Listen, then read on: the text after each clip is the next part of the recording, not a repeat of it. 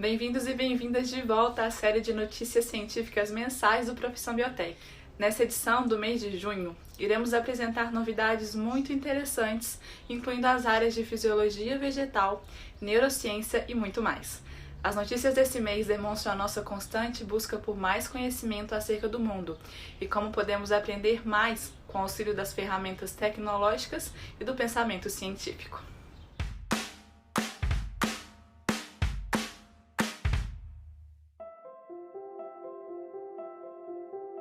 Conhecer a organização estrutural de um vírus é fundamental, uma vez que possibilita o desenvolvimento de novos métodos para diagnóstico e tratamento da doença viral. Com isso em mente, pesquisadores do Centro Nacional de Pesquisa em Energia e Materiais em Campinas, São Paulo, descreveram a estrutura tridimensional do vírus Maiaro, pertencente ao mesmo gênero do vírus chikungunya. Esse vírus também causa sintomas parecidos ao da chikungunya, sendo febre, dores musculares e nas articulações. E apesar de ser endêmico em regiões brasileiras como o Norte e Nordeste, é um vírus negligenciado e com casos possivelmente subnotificados. A técnica utilizada foi a criomicroscopia eletrônica, em que um feixe de elétrons transpõe amostras congeladas e então é detectado e processado em uma imagem por programas computacionais sofisticados. Por meio da criomicroscopia, o grupo foi capaz de obter imagens de alta resolução de vírions, partículas virais infecciosas do Maiaro, e elucidar sua superfície externa, ampliando a nossa compreensão do vírus e tornando possível a elaboração de novos fármacos e inibidores virais. Agora, vamos comentar sobre um artigo instigante de neurociência sobre a importância dos intervalos em atividades.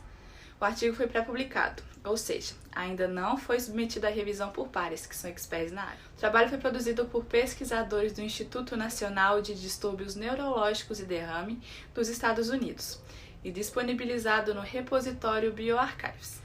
A neurociência é um campo muito interessante da biologia.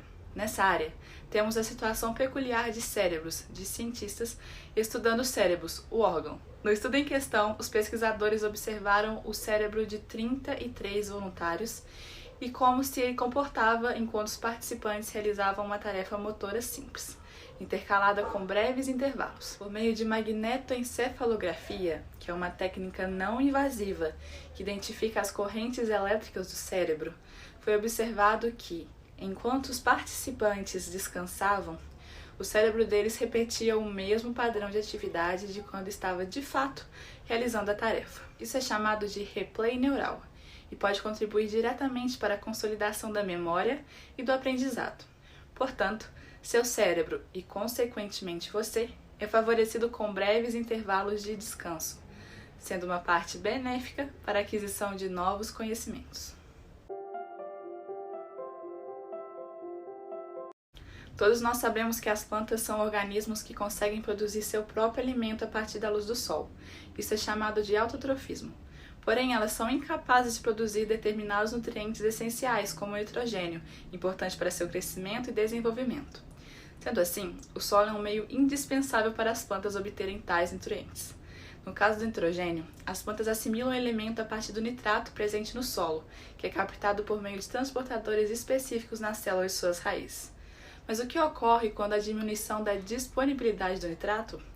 Para responder essa pergunta, pesquisadores da Universidade de Nagoya, no Japão, estudaram as mudanças a nível celular da planta Arabidopsis thaliana, em condições de deficiência nutricional. Eles chegaram à conclusão de que as plantas possuem dois transportadores de nitrogênio, um de baixa afinidade, ativo em condições normais, e um de alta afinidade, ativo em condições de estresse para a captação mais eficiente do elemento. E o mais interessante, os transportadores de alta afinidade são produzidos em condições normais, mas permanecem em uma forma inativa. Dessa forma, as plantinhas podem regular a ativação do transportador, preparadas para enfrentar as situações de baixa disponibilidade de nitrogênio. A Organização Mundial da Saúde, OMS, estima que a depressão afeta mais de 264 milhões de pessoas no mundo, e este fato requer atenção. Atualmente, existe um aumento evidente na produção e na utilização de fármacos para tratamento de transtornos mentais, especialmente medicamentos antidepressivos. Quando tomamos um medicamento, ele é metabolizado e, eventualmente, excretado pelos rins. Diante disso, pesquisadores do Instituto de Química de São Carlos, da Universidade de São Paulo, em São Carlos, desenvolveram um método eficaz, rápido e automatizado para o monitoramento de compostos farmacêuticos em amostras complexas, como a urina. Primeiro, ocorre a preparação da amostra para filtrar e retirar impurezas. Depois, ocorre a separação dos componentes existentes pela técnica de cromatografia líquida. Por fim, a solução é analisada e as substâncias presentes são identificadas por meio da espectrometria de massa. O grupo de pesquisa testou diferentes condições das técnicas e otimizou cada etapa. Assim, eles desenvolveram e aprimoraram um novo método de detecção de fármacos.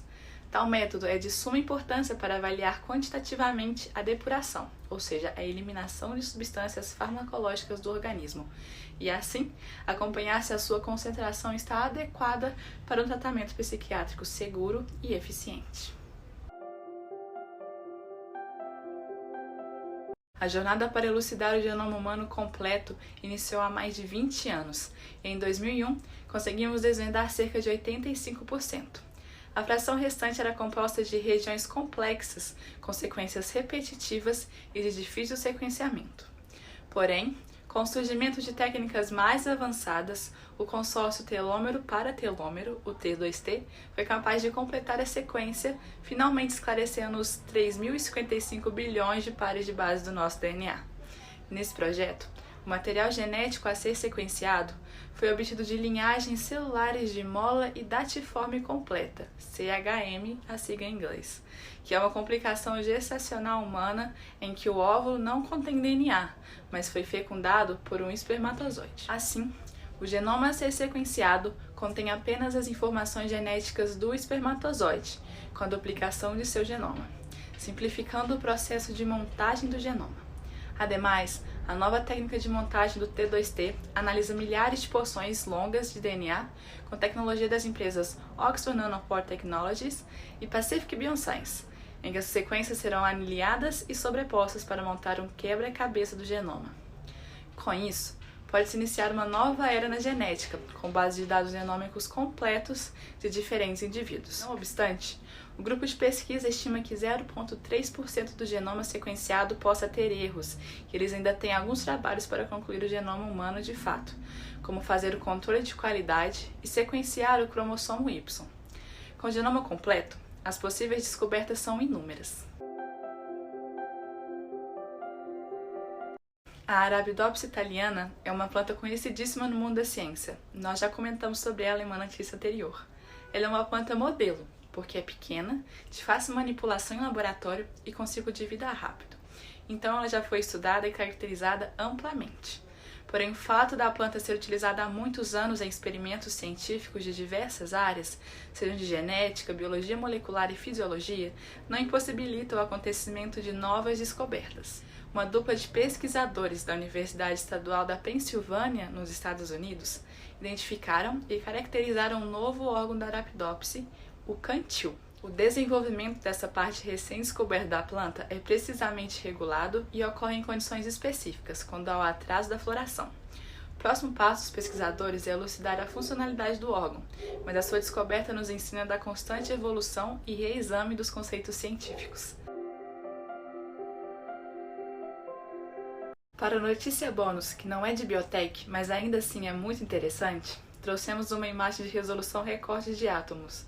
Um grupo da Universidade de Cornell utilizou a pticografia eletrônica para reconstruir uma imagem de uma molécula em forma de cristal, composta por átomos de praseodímio, escândio e oxigênio, com um aumento de 10 bilhões de vezes. A pticografia é uma técnica de microscopia eletrônica, capaz de gerar imagens a partir de padrões de difração de um feixe de elétrons.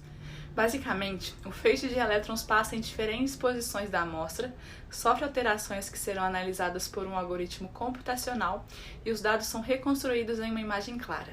Os borrões da imagem indicam as flutuações termais dos próprios átomos. Os pesquisadores acreditam que estamos aproximando do limite da resolução. A visualização de partículas atômicas cria uma nova perspectiva e permite o estudo minucioso de diferentes moléculas. Finalizamos mais uma edição das notícias científicas do Profissão Biotech. Achou o conteúdo interessante? Curta e compartilhe com seus amigos e familiares. Nos ajude a difundir as inovações e os conhecimentos que a ciência produz. Voltaremos no próximo mês para divulgar mais novidades. Espero você lá!